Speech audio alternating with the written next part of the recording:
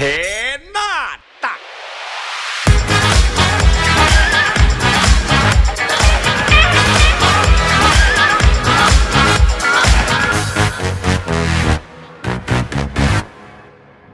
ไม่ว่าคุณจะพูดภาษาอะไรนะครับเทนตักพร้อมให้คุณเข้าใจมากขึ้นด้วยซับไตเติลมากกว่า10ภาษาครับถ้าทุกคนดูอยู่ในมือถือนะครับกดที่ปุ่ม CC ด้านขวาบนนี้เลยแต่ถ้าทุกคนดูอยู่ใน PC หรือว่าแล็ปท็อปนะครับกดที่ปุ่ม Icon Subtitles ด้านขวาล่างนี้ครับ And if you're a foreigner fans, no matter what language you speak, now Tenatak makes it easier to understand with subtitles more than 10 languages. If you're watching from mobile device, click the CC button at the right top corner. But if you're watching from PC or laptop, click the CC icon at the bottom right corner.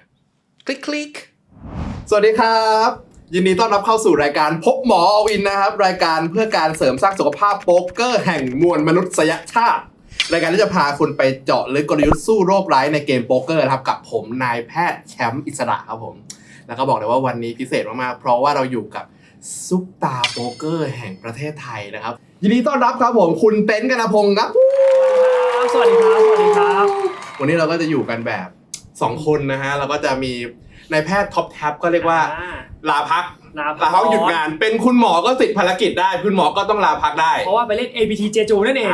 ครับผมวันนี้เราก็มาอยู่กัน2คนนะครับซึ่งวันนี้ต้องบอกเลยว่า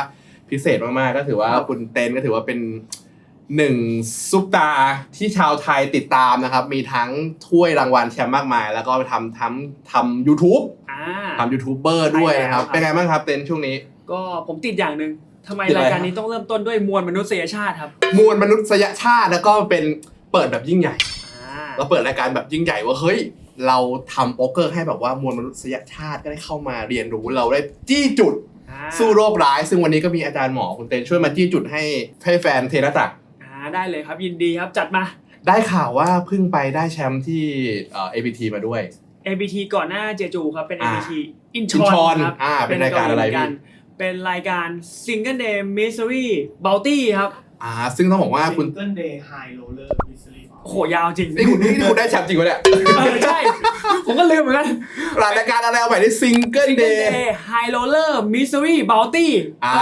ถูกแล้วซึ่งก็ขอแสดงความยินดีด้วยขอบคุณครับเพราะว่าเห็นว่าถ้าใครติดตามจะรู้ว่าคุณเต้นก็คือพยายามมากพยายามที่จะหาถ้วย APT มาที่ก่อนหน้านี้ใช่ก่อนนี้คุณก็เคยได้ APT มาก่อนแล้วแต่เป็น APT สิงโตเก่ารุ่นเป็น APT ยุคเก่าครับก่อนที่เขาจะเปลี่ยนสิงโตยุค OG ใช่ยุค OG เป็นยุคก่อนหน้าแต่ซึ่งยุคใหม่เนี่ยเราก็เพิ่งมาทำสำเร็จจนได้นะครับก็แสดงความยินดีด้วยนะฮะแล้วก็ช่วงนี้ก็ได้ข่าวว่าติดกอล์ฟจะเรียกว่าอย่างนั้นก็ได้ครับถ้างั้นคือวันนี้ที่ผมชวนคุณมาเนี่ยเพราะว่าผมอยากจะให้คุณแบบได้มาแชร์กับคุณผู้ชมว่าเฮ้ยเรียกว่าวิธีการศึกษาโป๊กเกอร์ของโปรเต็นเป็นยังไงบ้างแล้วซึ่งตอนนี้คุณติดกอล์ฟนี่ได้ศึกษาโป๊กเกอร์อยู่บ้างไหมฮะเอาจริงๆก็ยังศึกษาอยู่ครับนิดหน่อยคือต้องบอกว่าผมมีวิวแพนหลังเล่นเสร็จเดี๋ยวเราเริ่มย้อนไปก่อนไหมว่าผมศึกษาโป๊กเกอร์ยังไงได้ตั้งแต่ตอนเริ่มต้นตอนนี้ต้องถามก่อนว่าเต็นเล่นโป๊กเกอร์มากี่ปีแล้วเกือบ10 ปีครับ10 ปีจริงๆผมก็จำไม่ได้นะ8 ถึง 10 ปี10 ปีนี่น่าจะเรียกว่า1 ใน 3ของชีวิตใช่ครับได้แล้วนะครับผมเล่นโป๊กเกอร์มา10 ปีแล้วงั้นฉะนั้นตอนเริ่มต้นแน่นอนว่าคนก็มักจะติดกับตอนเริ่มต้นเยอะนะเฮ้ยว่าต้องไปศึกษายังไงวิธีการเราต้องเริ่มจากอะไรส่วนเต้นนี่เริ่มจากอะไรผมเริ่มจากการที่พอเรารู้จักเกมโป๊กเกอร์ใช่ไหมครับผมก็รู้ว่าผมก็ดูหนังมาพอดูหนังมาเฮ้ยมันเท่ว่ะอยากเป็นเจมส์บอนด์นะทุกคนต้องเริ่มจากเจมส์บอนด์แล้วพอเราเริ่มใช่ไหมครับมันก็มีช่วงนั้นก็มีหนังสือมาผมเองอยากเก่งขึ้นใช่ป่ะพอเรารู้ว่าให้เกมนี้มันเก่งขึ้นได้นะด้วยการศึกษาผมก็ซื้อหนังสือมาเล่มนึงเลยเป็นหนังสือภาษาอังกฤษ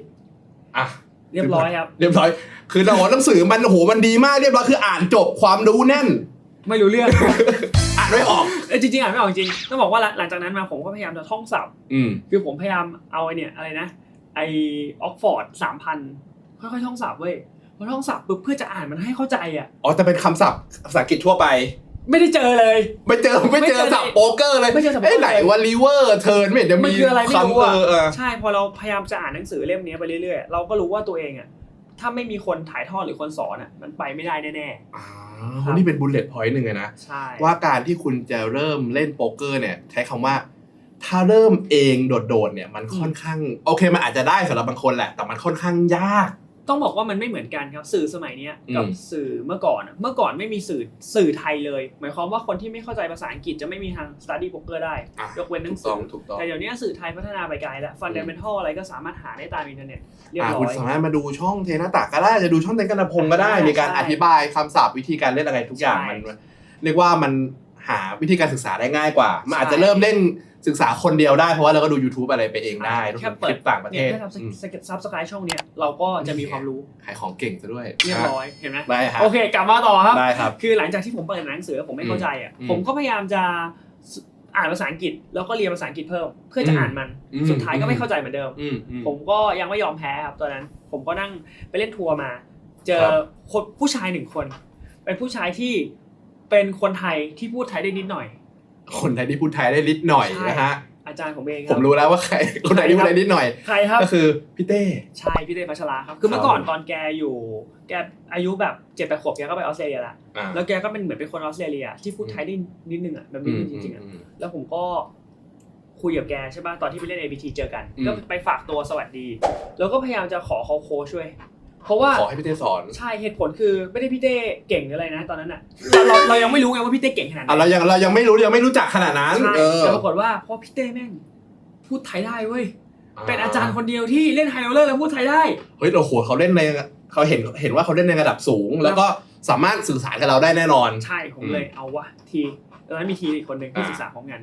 บางทีเราไปฝากตัวพี่เต้กันดีกว่าก็บินก็คือโทรคุยกับเขาแล้วก็บินไปเชียงใหม่ไปบุกบ้านเขากันเขาก็งงๆเว้ยแล้วก็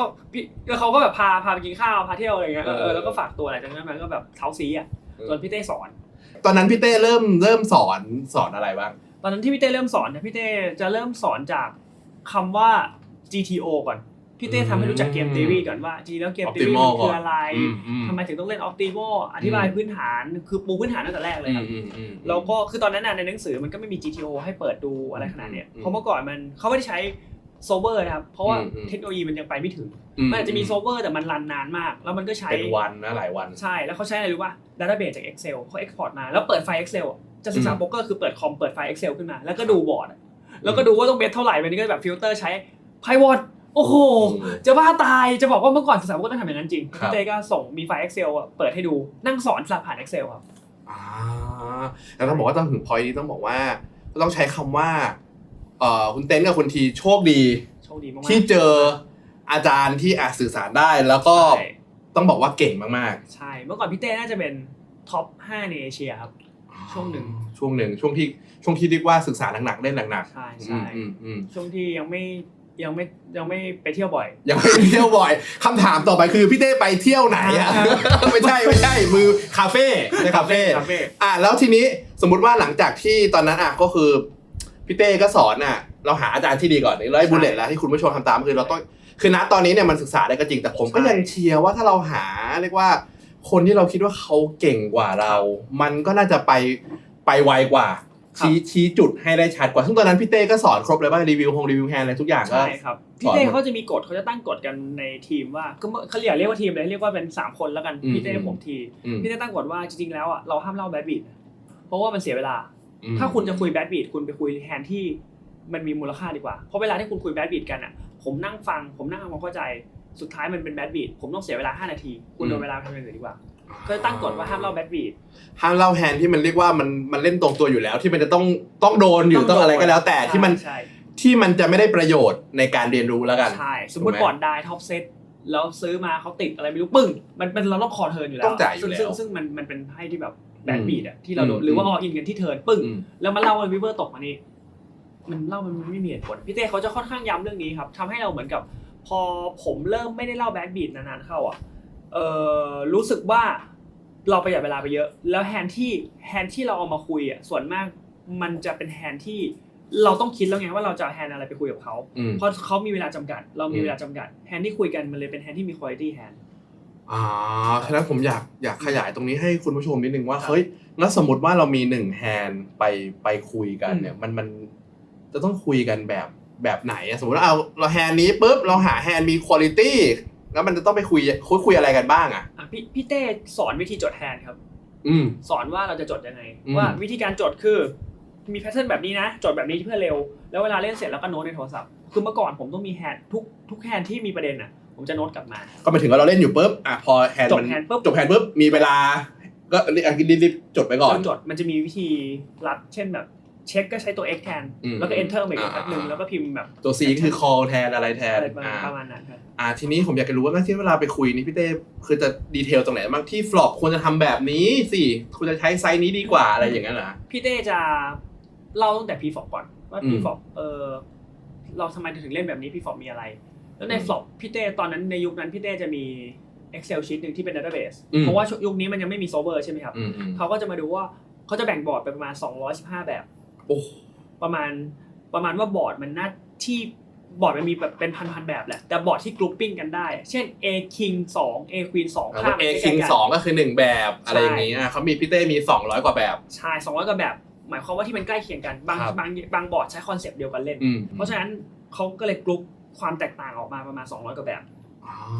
แล้วไอ้200กว่าแบบเนี้ยมันก็จะมี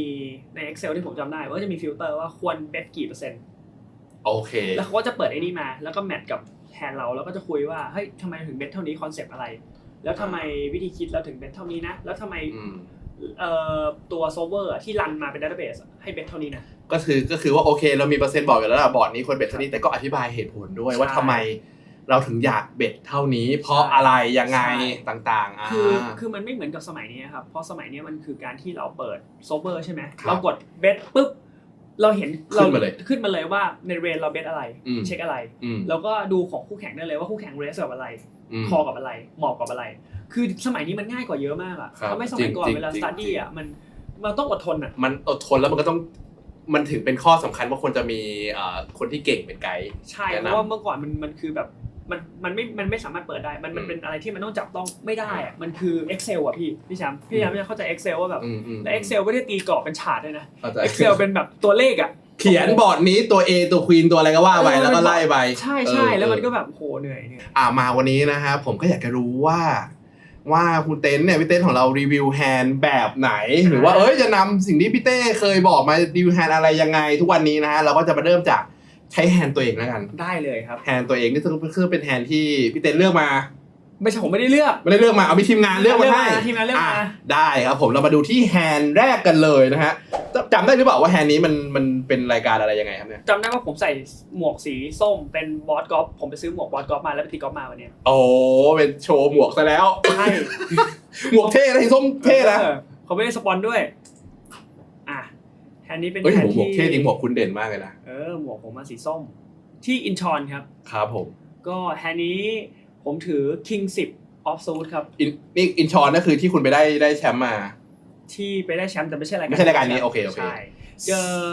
พี่ปุณณัฐครับคือต้องบอกว่าเป็นเรื่องที่ผมแปลกมากนะเจอพี่ปุณณัฐทุกครั้งเลย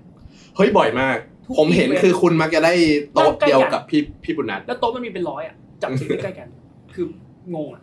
แอคชั่นแทนนี้มันเกิดอะไรขึ้นพี่ปุณณัฐเรสที่คัทออฟครับแล้วผมก็คอที่บิ๊กไลน์ครับ King 10 off นี่ก็น่าจะเป็นเบสิกใช่เป็นเบสิกคอคือจริงๆจะเล่นฟรีเบสก็เหนื่อยไปหน่อยเพราะว่าเจอพี่ปุณณัฐด้วยเราก็ไม่ได้อยากทำให้พอร์ตใหญ่เวลาไม่มีโพซิชั่นตอนนี้สแต็กเรามีอยู่ประมาณ3เกือบ30บิ๊กไบ์ใช่คร่าวๆแล้วครับผมโอเคแล้วก็คอ King 10 off suit ก็เบสิกแหละอันนี้ใช่ฟลอปเปิดมาเป็น A4 King ครับ Rainbow ใช่คือต้องบอกว่าตอนนี้ครับอาจจะพอสไว้นิดนึงได้คือจุดนี้เราเช็คไวเพราะว่ายังไงเราก็ต้องเช็คให้คนอื่นเล่นอยู่แล้ว active action ให้เขาเล่นเราไม่ค่อยมี bet lead ก่อนนะครับมันน้อยมากๆอ่ะแล้วยิ่งเราเจอกับคนเล่นด้วยกันเราจะเช็คเร็วก็ไม่มีปัญหาเพราะเรารู้อยู่แล้วว่ามันเป็นคอนเซปต์เราไม่ต้องดึงเลยคือเรารู้อยู่แล้วว่าบอร์ดเนี้ย A King 4เนี่ยเราไม่มี A King เราไม่มีคู่ King เราไม่มีคู่ A ที่เราอาจจะมีได้ก็อาจจะมีได้แค่A 4คู่4อะไรอย่างนี้แต่โดยรวมแล้วเนี่ยคือต่อให้เรามีเราก็ต้องเช็คเร็วเพราะว่ามันบาลานซ์เรสกับไพ่ที่ไม่มีเพราะฉะนั้นบิ๊กไลน์จะเช็คทุกบอร์ดที่A King ตกครับผมก็คือเรียกว่าบอร์ดเนี้ยมันเป็นบอร์ดที่พี่บุญนัทได้มีความได้เปรียบเยอะเขามีโอกาสจะมีแฮนด์สตรองได้มากกว่าซึ่งบางทีอาจจะคิดว่าเฮ้ยเราต้องมีการแบบบาลานซ์รอเวลาก่อนแล้วค่อยเช็คแต่บอร์ดนี้คนเล่นด้วยกันเขารู้อยู่แล้วคือผมออโต้เช็คได้เลยเช็คได้เลยครับผมผมก็เลยเช็คเร็วนะครับแล้วก็ถัดมานะครับตัดภาพไปพี่บุญนัทคือต้องบอกว่าแฮนด์เนี้ยผมเลยวิเคราะห์ในมุมของผมก่อนแล้วกันยังไงพี่บุญนัทผมว่า C เป็น 100% อยู่แล้วเหตุผลเพราะว่ามันมี A ตกกับ King ตกทุกกรณีเขาต้องบาลานซ์ไม่ว่าจะมีคู่ A ไม่ว่าเขาจะมี8 9มี6 7มีอะไรก็แล้วแต่เขาต้อง C เป็น 100% อยู่แล้วเพราะว่า มันเป็นบอร์ดที่เราสมควรจะ C bet range คำว่า C bet range คือ C bet จาก range เวลาเล่นไพ่อะเขาไม่ได้นับจากเป็นไพ่เราถืออะไรเขานับว่าใน range เรามีอะไรแล้ว range ของพี่ปุณณัฐติดทุกอันที่เป็นนัดเรียกว่าผมใช้คำว่าเรา C bet ทั้งเรนนั่นแหละใช่ใช่ครับโอเคเดี๋ยวเราไปดูพี่ปุณณัฐว่า C bet ป่ะถ้าเขาไม่ C bet นี่ผมเขินนะนี่ครับเห็นไหม C bet G bet นี่ G bet ก็อยู่ประมาณ2 big buy ครับคือเหตุผลที่เขา C bet เล็กเพราะว่าบอร์ดมันไม่ได้เปลี่ยนอ่ะหมายความว่า A King 4 Rainbow ถ้าพี่ปุณณัฐอ่ะ C bet แค่1 big blind หรือ2 big blind อ่ะผมถือ8-9ผมเล่นยังไงต่อถ้าไม่ติดผมก็ต้องหมอบเพราะผมซื้อไม่รู้จะซื้อฝันอะไรอ่ะแล้วถ้าผมถือแจ็ค9ผมก็ต้องหมอบอยู่ดีเพราะฉะนั้นการเบท1 big blind 2 big blind 5 big blind 10 big blind ค่าเท่ากันหมดเลยครับผมแต่ประเด็นคือผมมี King 10นี่ King ก็น่าจะ easy call ต้องคอทีนึงครับแล้วก็มีเทิร์นมีรันเอาท์เซตได้ด้วยก็เลยต้องแบบไปต่ออีกทีนึงครับเรียกว่าเราเจอเรนจ์ของพี่ปุณณัฐที่ซีเบททั้งเรนจ์นะเราติดคู่เราต้องไป1ทีใช่ครับถามว่าทำไมไม่เรสให้เขาที่มีไพ่ที่มันไม่ดีต้องหมอบล่ะครับเราไม่อยากดีนายอยากให้เขาบัฟต่อเลยก็คือเอาง่ายๆว่าถ้าเขาไม่ติดก็ให้เขาบัฟต่อเราก็ไปรอจับบัฟเอาใช่แล้วก็กินแล้วเกิดถ้าเรสไปเนี่ยเราไปเจอเขาติดจริงๆเราก็เสียอีกโดนเสียชิปเยอะอีกใช่แล้วเขาอาจจะเช็คก็ได้เอาเบิ้ล A แล้วเป็น A เฮ้ยยิ่งดูคุณผู้แชมป์ไม่ใช่คุณผู้ชมยิ่งดูเชื่อยากเบิ้ล A เป็นไงทีนี้เข้ามาปุ๊บเข้าทางเราเลยครับการที่เบิ้ล A เนี่ยมันดีกับเรายังไงรู้ไหมมันดีกับเราตรงที่ว่าเขามีโอกาสมี A น้อยลงคอมโบ A มันน้อยลงแปลว่าการเบิ้ล A นี่ดีกับเราแล้วเรียกว่ามันทำให้เราเชื่อยากขึ้นนั่นแหละเราไม่เชื่ออยู่แล้วด้วยไม่เชื่ออยู่แล้วเลยไม่เชื่ออยู่แล้วนี่ครับแล้วก็ผมเช็คอีกทีนะเพราะอยากให้เขาบลัฟต่อเพราะว่าถ้าเขามีไดมอนด์2ใบเขาต้องเบสต่ออีกทีนึงเราไม่มีไดมอนด์เลยและแฮนด์เราไม่มีบล็อกไดมอนด์ด้วยนะใช่ซึ่งดีมากๆเขามีไดมอนด์2ใบพี่ปุณณัฐก็เบสอีกทีนี่เบสพอร์ตเลยใช่ไหมเบส33,000ครับก็กำลังเล่าครับว่ามีแล้วก็เล่าว่าพี่ปุณณัฐก็มาเล่าว่ามี strong hand เพราะว่าถ้ามีคิงก็อาจจะไม่ได้เบสไซส์นี้ใช่พี่ปุณณัฐก็เบสมาครึ่งพอร์ตครับนี่ที่ผมถามนะว่าเขาเบสเท่าไหร่เพราะว่าเอาเมคชัวร์ไงแน่นอนครับก็ครึ่งพอร์ตก็โดนเราคอสิครับเราคอเพราะว่าเหตุผลที่คอคือผมเล่าให้คุณผู้ชมฟังก่อนว่าคุณผู้ชมอาจจะบอกว่าให้เอตก2ใบเนี่ยทำไมเรามีคิงแล้วเราคออย่างเหตุผลที่ผมบอกคือ1พี่ปุณณัฐซีเบสกว้างมากๆ2คือพอมีเอตกเนี่ยเราบล็อก A หลายเอาเขาเลยคอมโบ A ก็หายไปเป็นครึ่งอ่ะหายไปเยอะเพราะพวก A ซูท A ออฟซูทเนี่ยโดน A ไดมอนด์ในตัวเดียวหายเพียบเลยแล้วก็อีกเหตุผลนึงคือเรา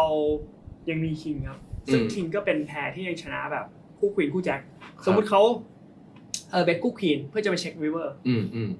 เราก็ต้องขอคิงทีนึงไหมสมมุติพี่ปุณณัฐเบสแบบและอย่างในเรนพี่ปุณณัฐมีบล็อกด้วยเขาอาจจะมีไดมอนด์2ตัวควีนแจ็คไดมอนด์มี10แจ็คไดมอนด์แล้วเขาไม่มีโชว์ดาวน์ไงเขามีแจ็คไฮเขาก็ต้องเบสอีกทีนึงเพื่อให้เราหลุดใช่ไหมเพราะฉะนั้นคิงเลยเป็นตัวที่ควรคอครับอาจจะเบสให้เราหลุดแล้วก็อาจจะบางทีเต็นท์เรนที่บิ๊กปลาคุณเต็นท์ก็อาจจะมี 4x ก็ได้ทำให้ถ้า 4x เนี่ยผมว่าน่าจะคอเราเหนื่อยแล้วที่เทิร์นเนี่ยต่างๆนานาแล้วก็เขาก็เบสใหม่ทีครับไซส์แบบพอดีคำผมว่ามันต้องคออีกทีนึงใช่เราคออีกทีครับวีเวอร์เป็น8ครับเป็นตัวที่ไม่เกี่ยวข้องไม่เกี่ยวข้องเลยนี่ครับถามว่าเราทำไงดีครับเช็คสิครับรออะไรเพราะว่าคอนเซปต์เดิมครับเราปล่อยเขาบลัฟดีกว่าครับผมครับ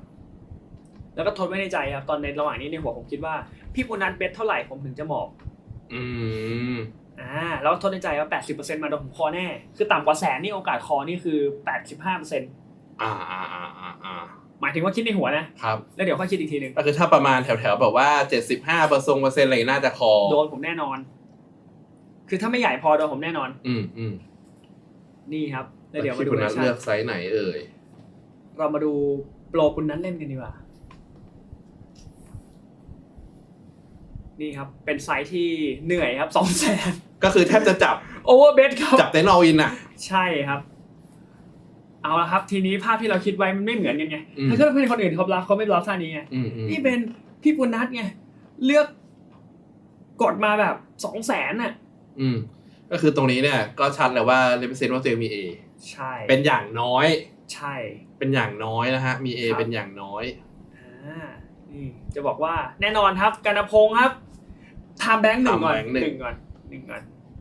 นี่ครับ เราก็พยายามจะคือตอนนี้ในหัวคือคออย่างเดียวอ่ะผมพยายามหาเหตุผลที่เราจะเหมาะแผนนี้ก่อน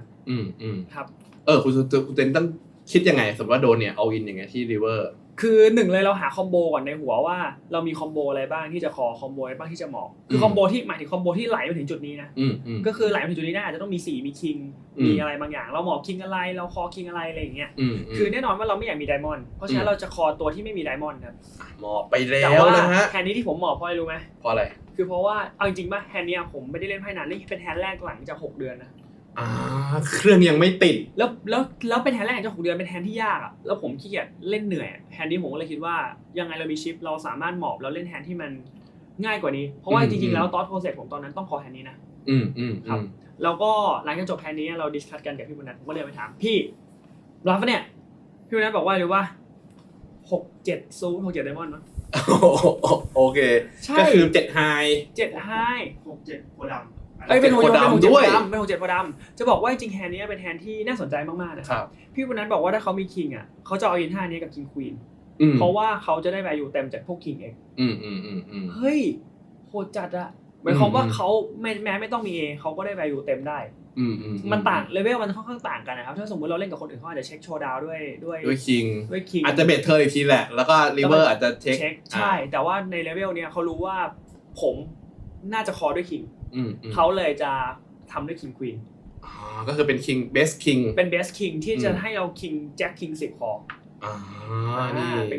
่เลเวลสูงใช่แล้วจริงแฮนด์ที่ผมต้องหมอบเลยรู้ป่ะผมต้องหมอบคิงที่มีไดมอนด์เพราะอยากให้เขามีไดมอนด์เยอะจริงๆแฮนด์ที่ต้องหมอบแฮนด์ที่มี10ไดมอนด์นะเป็นอย่างน้อยว่าผมก็เลยควรคอคิง10แฮนด์นี้แต่แฮนด์นี้ไม่คอนะณตอนนั้นจริงต้องบอกว่าเวลาเล่นในเกมนี่มันก็ไม่เหมือนกันเนาะไม่เหมือนเอามานั่งรีวิวคือเรามารีวิวเนี่ยเพื่อเราจะมาหาอย่างเงี้ยเนาะ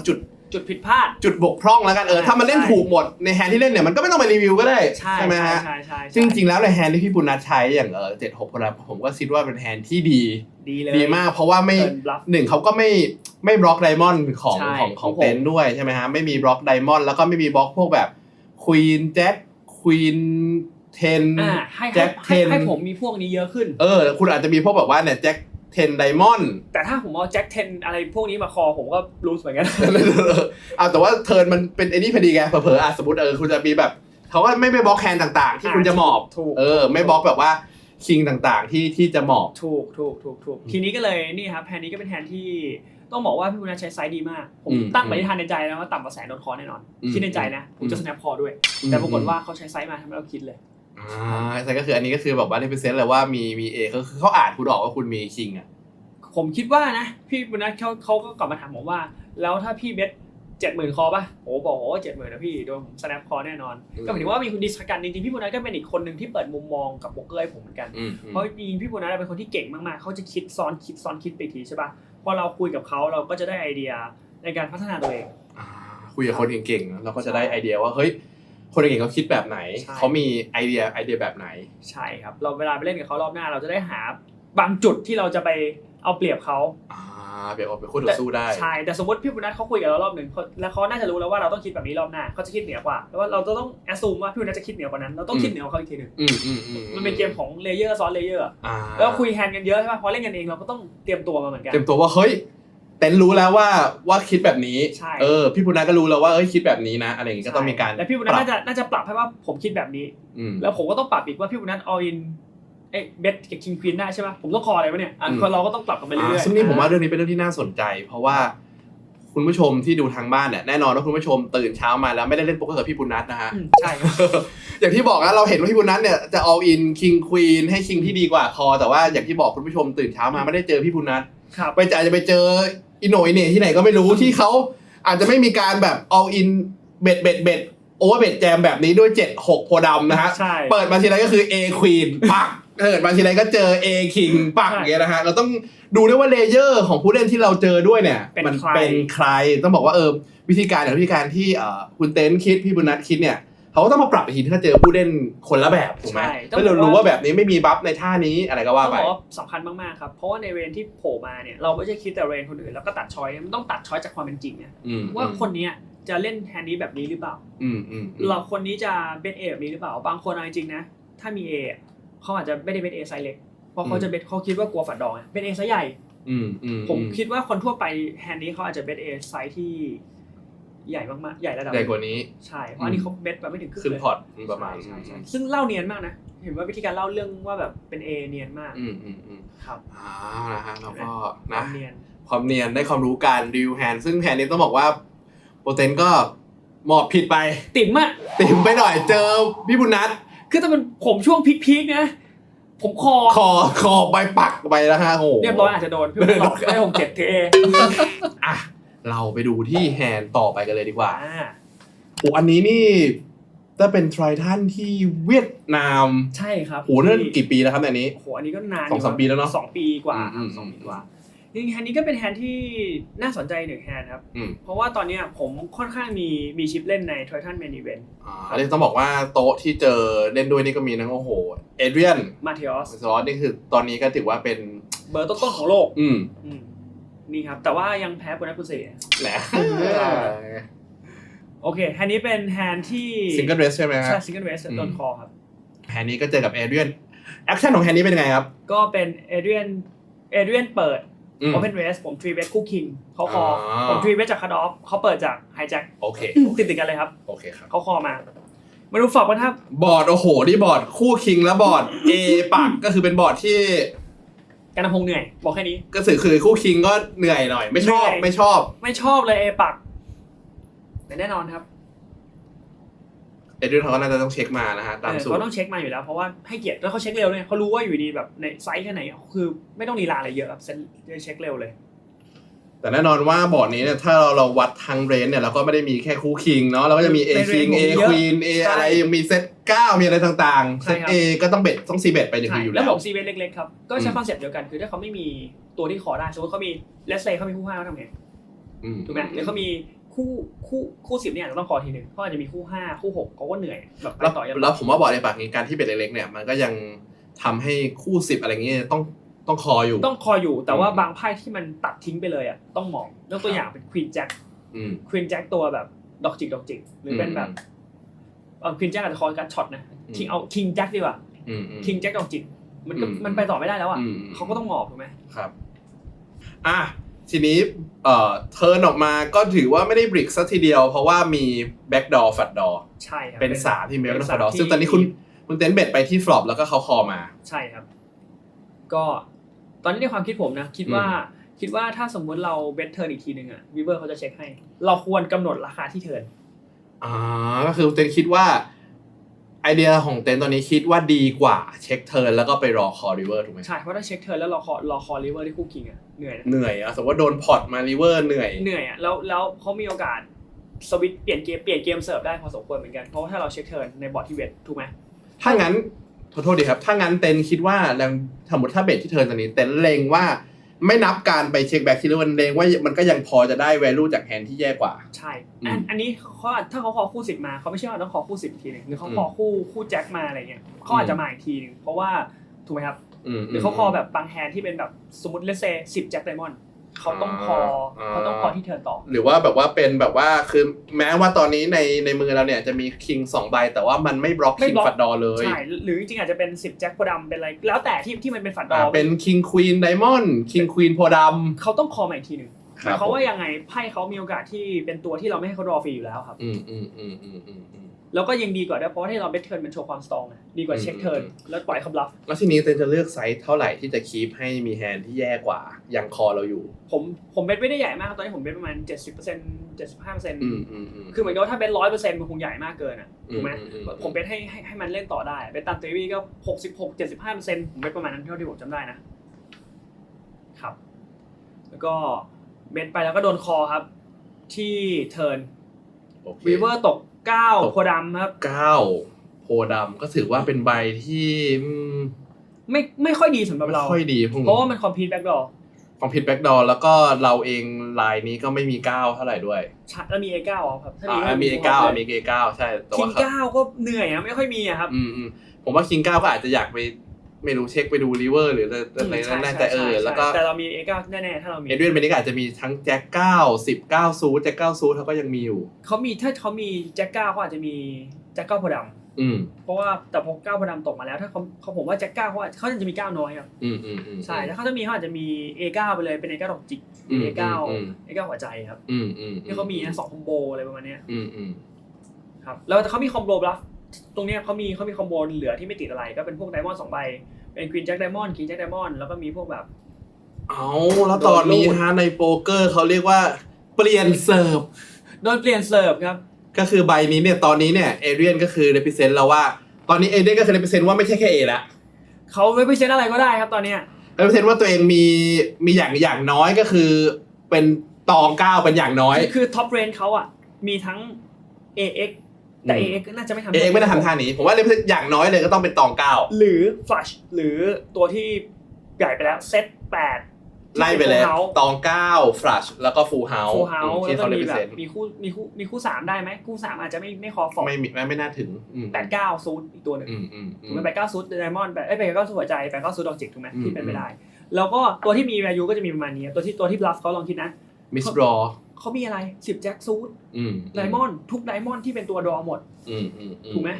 เป็นไดมอนด์ทุกตัวที่เป็นแบบที่เป็นซื้ออ่ะผมว่า6-7ซูดอ่ะมีเป็นไปได้10แจ็คซูดควีนแจ็คซูดควีนแจ็คไดมอนด์มีหลายตัวที่เป็นไดมอนด์ครับและอย่างนึง A มันปากแล้วในเรนผมแม่งมีคู่ A ที่ผมคิดคือจริงๆอะไรรู้ป่ะเพราะว่าแบบ A มันปากในเรนผมมีคู่ A ไง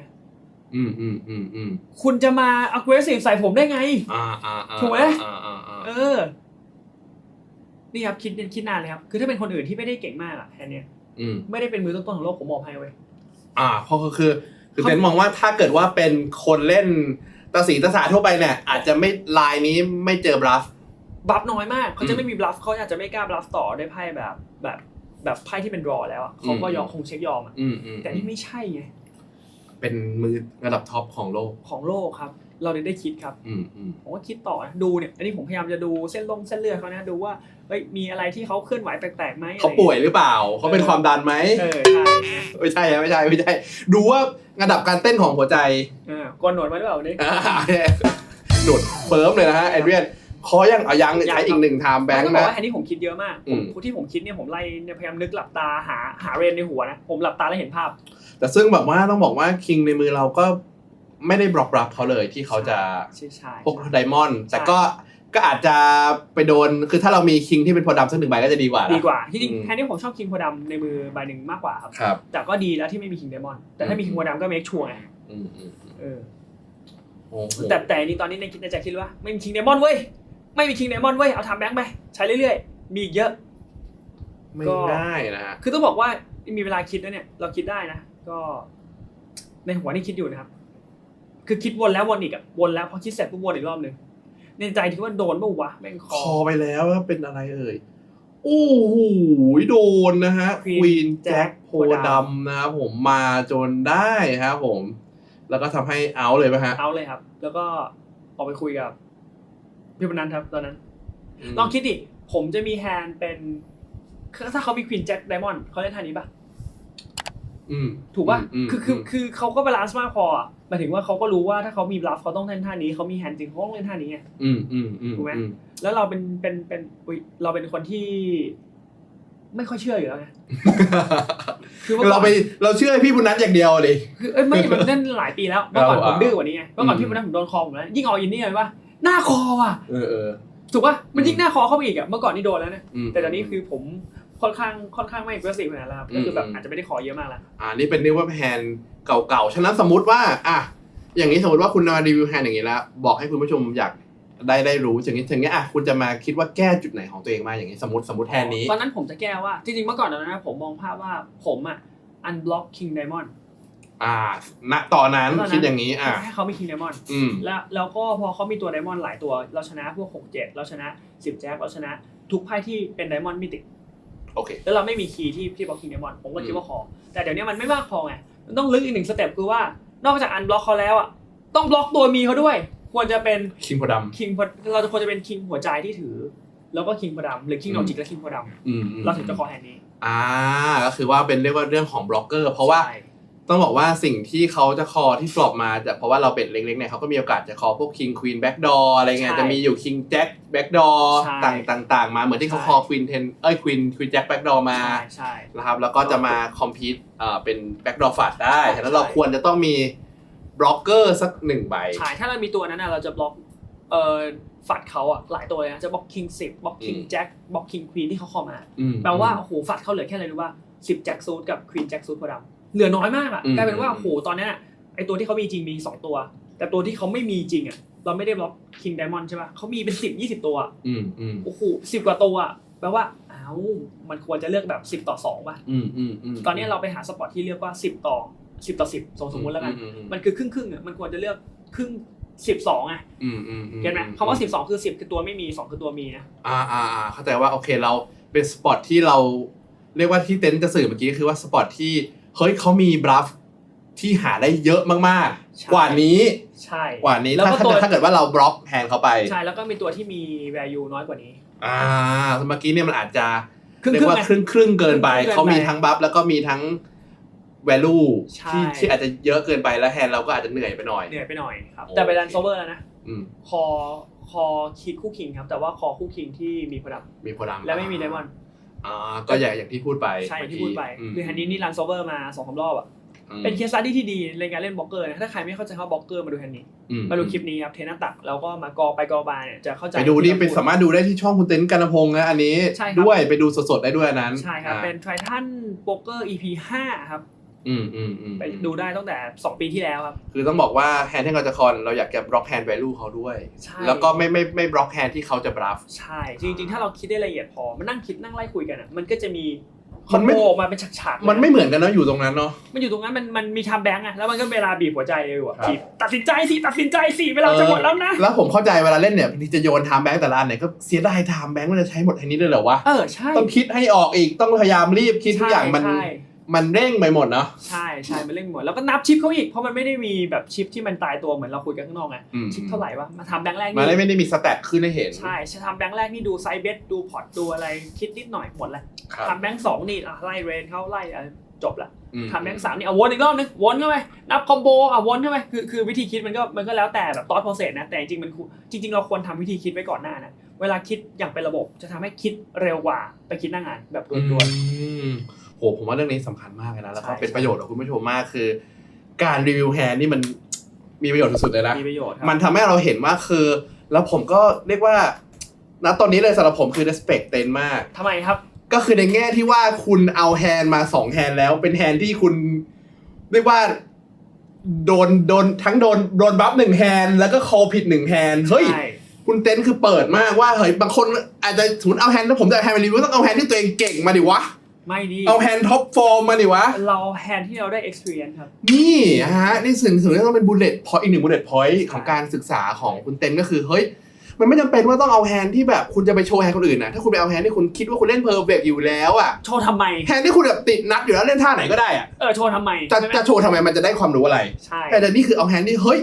แฮนด์ที่ทำให้เต็นเห็นว่าเฮ้ยแม้ว่าณตอนนั้นที่เต็นเล่นน่ะมันมีข้อผิดพลาดแต่เต็นเลือกที่จะใจกว้างที่จะเอามาแชร์ว่าเฮ้ยแล้วก็นอกจากเอามาแชร์ให้คุณผู้ชมได้รับทราบแล้วมันยังให้ตัวเองก็ได้ความรู้ด้วยว่าเฮ้ยโอเคตอนนี้เราผิดนะเราก็ยอมรับเราควรจะเป็นแฮนด์นี้ดีกว่าแฮนด์นี้ดีกว่านี่มันก็ได้ประสบการณ์จากความผิดพลาดของตัวเองใช่ครับจะบอกว่าจริงๆแล้วทุกครั้งที่เราผิดพลาดมันมีประสบการณ์สอนเราเสมออยู่ที่เรากลับไปทบทวนประสบการณ์นั้นหรือเปล่าอย่างตรงนี้ผมมีข้อผิดพลาดใช่ป่ะผมไม่ได้ออกมาคุยพี่วนัทจากในคลิปนี้เลยนะหลังจากกลับมาผมดิสคัสกับพี่เต้ดิสคัสคนอื่นคุยไปคุยมามันได้อะไรผมพัฒนาเกมขึ้นเพราะเจอความผิดพลาดอย่างเงี้ยแล้วแต่ช่วงหลังคือผมไม่ได้เรียนแบบกลับไปตอนแรกผมไม่ได้เรียนแบบตอนแรกแล้วไงผมเอาคอนเซปต์ที่เราดิสคัสกับเพื่อนแล้วก็ปรับปรุง mindset ปรับปรุงวิธีการเล่นกับบุคคลไปเรื่อยๆจนแบบเกมเราก็คมขึ้นเวลาเราเล่นกับไฮสเต็กเล่นกับคนที่เล่นด้วยบ่อยๆเกมเราจะคมขึ้นนะครับก็เป็นประโยชน์มากๆครับแฮนด์นี้ป่ะเราไปดูอีก1แฮนด์เป็นแฮนด์สุดท้ายแล้วโดนอีกหรือเปล่าโดนอีกหรือเปล่าไม่รู้ทีมงานแล้วทีมงานเลือกแฮนด์อะไรเต็นโดนทุกแฮนด์แล้วทีมงานเฮ้ยปึ้งไปแฮนด์ต่อไปที่ APT กันบ้างครับอันนี้ APT อินชอนนะฮะอินชอนอันนี้เป็นแฮนด์ที่เจอใครครับ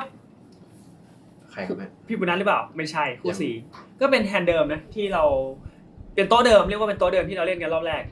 แต่แฮนด์ใหม่เราเปิดคู่4ครับในเวลาเราไฮแจ็คก็มีคู่4ให้เปิดครับ น่าจะเจอกับคนนี้ฮูดเทาฮูดขาวฮูดครีมนี้ ฮูดครีมครับ ก็ดี ก็ เฟนไป เรสคอร์ครับ 5.5 บิ๊กไบลตรงกลางฟลอปเปิดมาเป็นคิง4-6ครับ หวานเจี๊ยบฮะปลอบนี้ เขาเช็คมาครับ นี่ครับ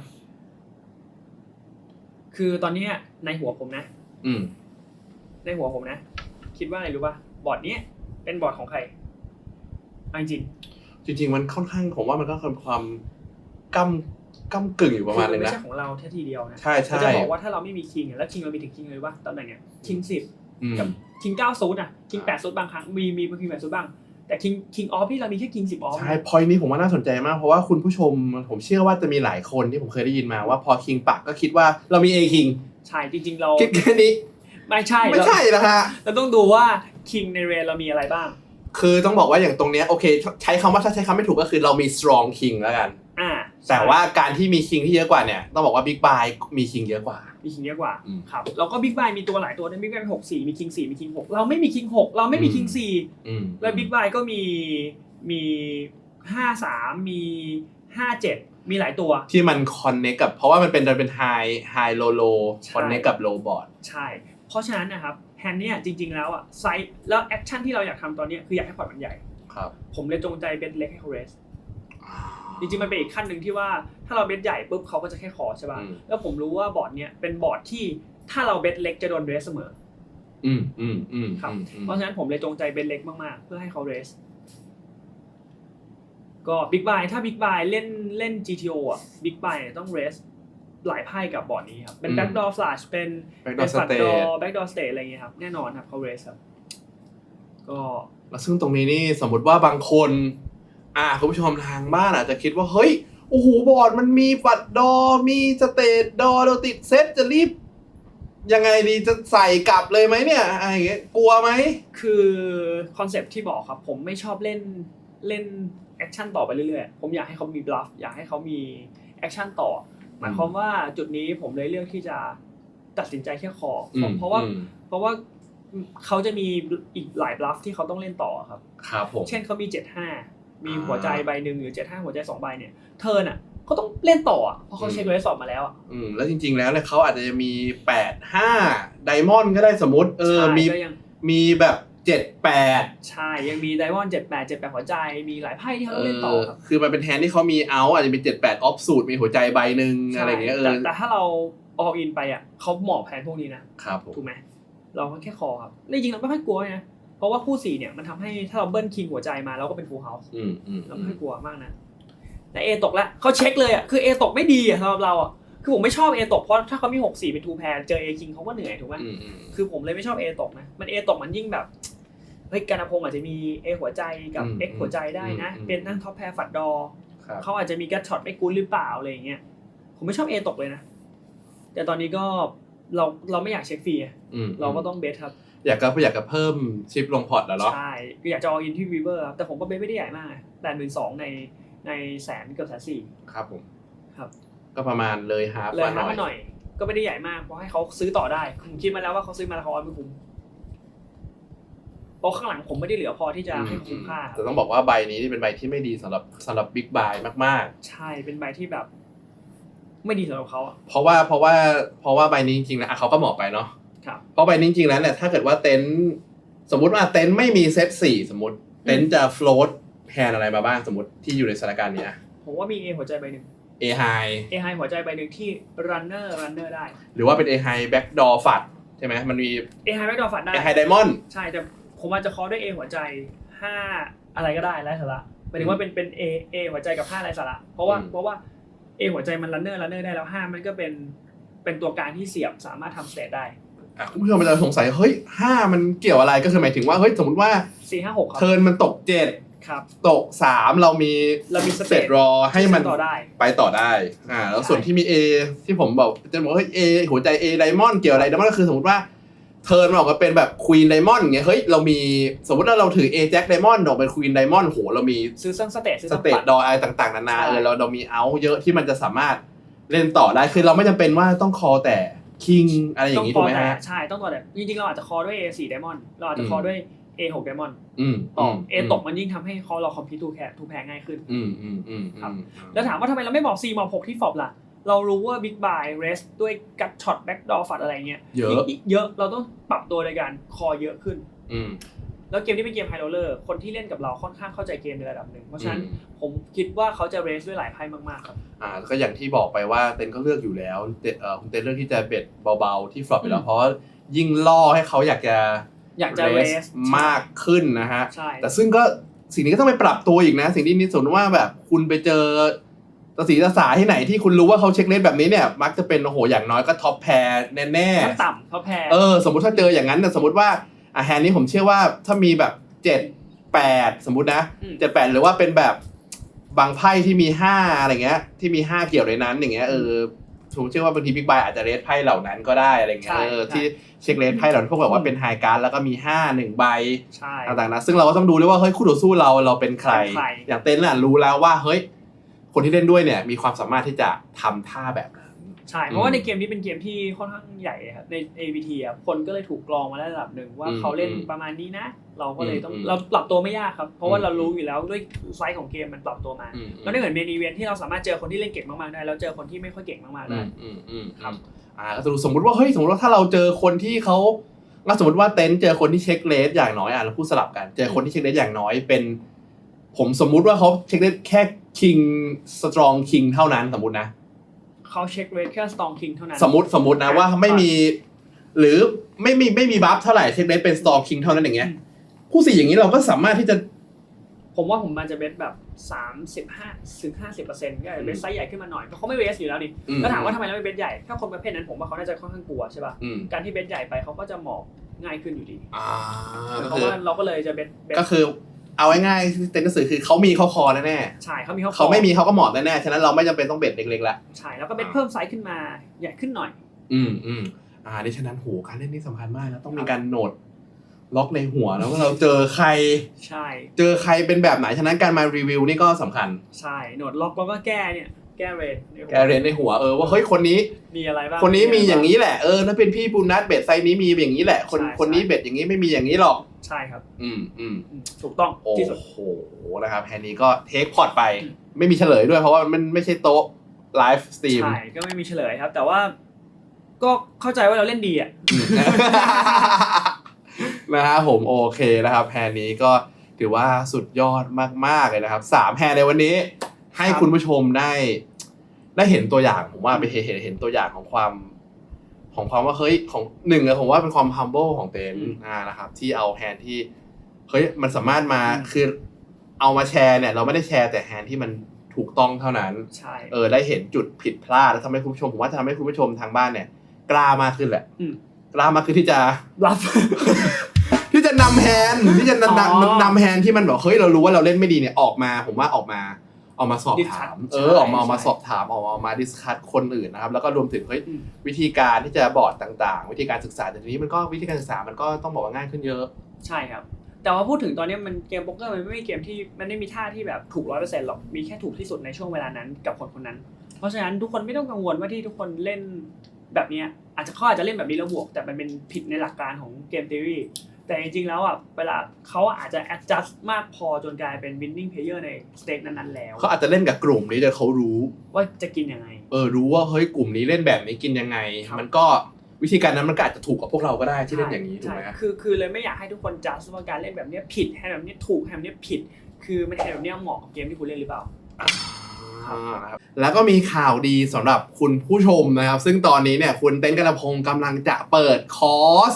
ต้องบอกเลยว่าระยะเวลาที่ผมอยู่ในเทนตักไม่ว่าจะเป็นการภาคไซท่านต่างๆนานาเลยแต่ก็จะมีคนมาตลอดเลยโอ้ยเต้นไหนจะสอนอย่างงู้นอย่างนี้ตอนนี้เต้นเปิดคอร์สแล้วเล่าให้ฟังหน่อยเป็นคอร์สที่สุด Exclusive จัดๆยังไงต้องบอกว่าพี่แชมป์รู้จักโป๊กเกอร์โค้ดไหมครับปรมาจารย์เฟเดอร์โฮสเป็นปรมาจารย์ไอดอลของหลายๆคนนะเฟเดอร์โฮครับมาจับมือชวนผมทำคอร์สภาษาไทยครับโอ้โหก็จะได้ความรู้เต็มๆครับจากเฟเดอร์โฮที่เขามีมาอยู่แล้วนะแล้วก็เป็นของผมที่อินพุตเข้าไปแล้วก็เอามาดัดแปลงใส่อธิบายเป็นภาษาไทยครับโหต้องบอกว่าคือถ้าในซุปเปอร์สตาร์เมืองไทยก็จะมีพี่ปุณณัฐมีคุณเต้นแต่ว่าถ้าของยุโรปเนี่ยก็ต้องหนีไม่พ้นมีเฟเดอร์โฮหนึ่งแน่นอนก็เป็นระดับท็อปของโลกใช่แล้วผมเชื่อว่าหลายๆคนก็มีเฟเดอร์โฮเป็นไอดอล โอ้โหสมมติพิเศษมากๆเลยนะที่เขามาเปิดสาขาในเมืองไทย ใช่ มาจับมือกับเรา จัดแล้วก็บอกว่านี่ก็เป็นโอกาสที่ผมได้หลายๆคนก็พูดถึงเรื่องการสอนมานานมากแล้วก็แล้วผมก็อยากทำแต่อาจจะไม่ได้มีเวลามากนักแต่ด้วยโปรเจกต์นี้ครับทำให้เป็นโปรเจกต์ที่ ปฏิเสธลำบากนะ ใช่นักโป๊กเกอร์ระดับโลกอ่ะ มาชวนเราทำ มาชวนเราทำอ่ะครับโอ้โหแล้วก็แบบเป็นแบรนด์โป๊กเกอร์โค้ดอ่ะสุดยอดเลยถ้างั้นคอร์สนี้เนี่ยโหทั้งคุณเต้นกนพงศ์แล้วก็ทั้งปรมาจารย์เฟโดโฮเนี่ยจะสอนอะไรครับมันเหมาะกับใครอะคอร์ส ต้อง นี้ บอกว่าคอร์สนี้มีตั้งแต่ beginner ครับจนแบบถึง advanced เลยแล้วมี beginner เนี่ยฟีโดโฮจะอธิบายคอนเซปต์ไว้เรียบร้อยแล้วส่วนผมเนี่ยผมคิดว่าคอนเซปต์หลายๆคนไทยก็อาจจะดูคลิปจากช่องผมไปแล้วหรืออาจจะไปฟังจากฟีโดโฮมาแล้วผมก็จะอธิบายสิ่งที่มันลึกขึ้นครับอาจจะเป็น advanced ขึ้นจากเบสิกทั่วไปโอ้โหน่าสนใจรอติดตามเลยเข้ามาจะไม่มีแบบสับโป๊กเกอร์แล้วนะเข้ามาจะมีฉากมีเรนต้องคิดยังไงคอนเซปต์ล้วนๆก็คือถ้าเป็นแบบระดับ beginner เพิ่งเล่นเป็นเพิ่งรู้กฎเนี่ยก็อาจจะเรียกว่าเป็นไปดูของเทนนัตักไปดูของเทนนัตักครับหรือว่าไปดูของเฟโดโฮที่เป็น beginner มาก่อนก็ได้พี่เราก็มีของ beginner เหมือนกันก็ได้แต่ถ้าดูของคุณเต้นเนี่ยอาจจะเรียกว่ามันจะลึกขึ้นไปอีกหน่อยนึงแล้วขึ้นไปอาจจะเป็นระดับต้นถึงกลางถึงอะไรก็ว่าไปเพราะว่าจริงๆตอนนี้ที่สิ่งที่ผมพยายามจะทำให้มันแอดวานซ์ขึ้นเพราะว่าในคนในไทยตอนเนี้ยสิ่งที่มันเป็นเบสิกอะหลายๆคนอาจจะมีคลิปหรือมีอะไรใน YouTube ที่มันพูดอยู่แล้วหาได้อยู่แล้วแต่ถ้าเราทำที่มันแอดวานซ์ขึ้นอะหลายๆคนอาจจะไม่ได้มีคลิปมาอธิบายตรงนี้มากนะผมเลยอยากทำให้คอร์สนี้ครับเป็นคอร์สที่หลายๆคนที่อยากจะเปิดเลยอัพสกิลช่วงตัวเองที่มากกว่าเบสิกอยากจะจริงจังกับมันมากขึ้นเข้าใจเกมมากขึ้นมาศึกษาตรงนี้ครับเพราะว่าในไทยมันเมื่อก่อนผมก็ติดแก็บนะที่อย่างคุยไปต้นรายการว่าผมติดเรื่องผมกับพี่เต้อะผมไม่สามารถไปต่อได้ถ้าไม่มีพี่เต้ตอนนี้ผมคิดว่าหลายๆคนอาจจะเป็นแบบนั้นผมเลยพยายามจะทำอะไรที่มันแอดวานซ์ขึ้นมาเพื่อให้ตอบโจทย์ตรงนั้นครับโอเคครับซึ่งผมว่าน่าสนใจเพราะว่าอย่างที่บอกว่าเต้นก็เล่นโป๊กเกอร์มาเป็น10 ปีแล้วก็ผ่านสมรภูมิเจอทั้งโปรเจอทั้งอะไรมามากมายไปมาหลากหลายประเทศนะครับซึ่งเต้นจะเอาสิ่งเหล่านั้นมีมาแชร์ในคลิปด้วยไหมครับใช่ครับก็ถ้ามีโอกาสเดี๋ยวก็จะเอาแฮนด์มารีวิวมาแชร์กันมาแชร์ในคลิปโอ้โหก็ฝากผลงานไว้ก่อนถ้างั้นคุณเต้นก็ตอนนี้ผลงานครับก็จะเป็นช่องเต้นกันพงครับโดยส่วนใหญ่ก็จะลงคลิปทุกอาทิตย์ครับพยายามจะลงให้ทุกอาทิตย์แล้วก็ช่องเทนหน้าตักครับก็แวะเวียนมาเยี่ยมเยียนในคอนเทนต์นะครับแล้วก็ฝากติดตามผลงานนะครับใน APT ที่จะถึงนี้ที่เป็น APT Championship ที่ไต้หวันนะครับก็เป็นรายการที่คนไทยมากกว่า100ชีวิตนะครับไปคุณไปไหมยังไม่ชัวร์ฮะทำไมยังไม่ชัวร์ครับเราแจกขนาดนี้ก็ขอเป็นคุณเต้นสปอนเซอร์แล้วกันนะคุณผู้ชมเป็นเต้นสปอนเซอร์เดี๋ยวผมก็จะไปแล้วฮะไม่ใช่แต่ขอดูจังหวะก่อนดูโอกาสก่อนนะครับผมก็เดี๋ยวยังไงก็ฝากติดตาม ABT ไปด้วยเพราะคนไทยเยอะมากจริงๆอยากให้ติดตามแล้วก็แบบช่วยลุ้นเมื่อไหร่จะทำเพจกอล์ฟอะไรอย่างงี้ฮะมียังฮะช่องกอล์ฟมีช่องมีแอบถ่ายไปในชวนพี่โอไปตีกอล์ฟแล้วถ่ายมาแล้วลงในกันพงศ์ลงในเต้นกันพงศ์นี่เลยก็ไปทั้งดูได้ทั้งโป๊กเกอร์ดูได้ทั้งมีกอล์ฟแถมให้ด้วยอีกต่างหากคือแต่ยอดวิวไม่ค่อยเยอะไงเลยไม่อยากเล่นกอล์ฟใช่ไหมโอ้ตายแล้วน้อยใจแล้วไปปั๊มยอดวิวให้หน่อยเร็วตอนนี้นะครับผมขอบคุณคุณเต้นมากครับวันนี้ได้ครับวันนี้ก็ขอบคุณมากครับแล้วเดี๋ยวกันเจอกันต่อไปคลิปต่อไปครับวันนี้ฝากกดไลค์กดแชร์คลิปนี้ด้วยได้ครับฝากกด Subscribe นะครับเพจหน้าตักกดไลค์แล้วก็กดกระดิ่งไว้เพื่อเป็นกำลังใจให้พวกเราแล้วก็ฝากกดช่องติดตามเต้นด้วยนะครับผมสำหรับวันนี้ก็ขอบคุณนะครับคุณหมอโปรเต้นกันพงศ์มากนะครับและนี่ก็คือทั้งหมดสำหรับวันนี้นะครับรายการพบหมอ All In นะครับรายการรักษาปัญหาโป๊กเกอร์แบบมือโปรเราก็หวังว่าทุกคนจะได้แนวทางความรู้ที่ดีไม่มากก็น้อยจากโปรเต้นนะครับผมแล้วก็รักษาสุขภาพแฮนด์ของเราให้แข็งแรงนะครับสำหรับวันนี้ก็ขอบคุณเต้นมากครับขอบคุณครับสวัสดีครับผม